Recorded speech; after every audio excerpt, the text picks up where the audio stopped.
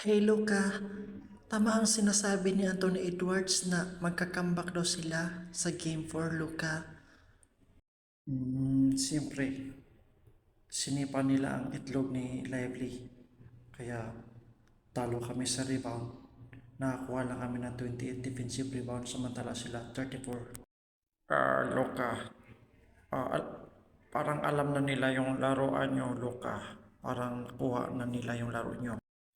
Sa totoo lang, pinagbigyan lang naman namin sila para naman makabawi-bawi yung mga talunan na pumupusta sa kanila.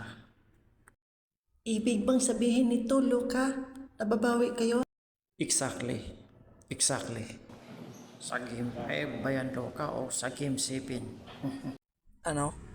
Sa Game 5 ba o Game 7, Luca? Kailan kayo babawi, Luca, sa Game 5? Natural. Sa Game 5, tatalunin na namin sila. Paano nyo gawan ng paraan yung pagkawala ni Lively, Luca? More effort, more hustle, more aggressive. Yun ang gagawin namin.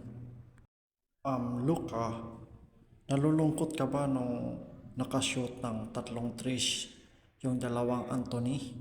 Si Anthony Towns at si Anthony Edwards, Luca? Dun ba nalulungkot ka? Putik na yan. Yun talagang nakatalo sa amin. Yung tatlong trace na yon. Kung hindi lang na-shoot yun, may paglalagyan sa amin yung mga yon. Luca, bakit yung hindi nabantayan o pinipin down si Edwards at si Anthony Towns? Nakachamba lang naman yon.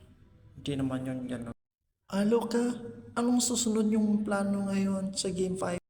Tudasin na namin sila at tapusin na namin sila para hindi na makapagyabang pa. Pero sumigaw sila ng 7-7. Whatever.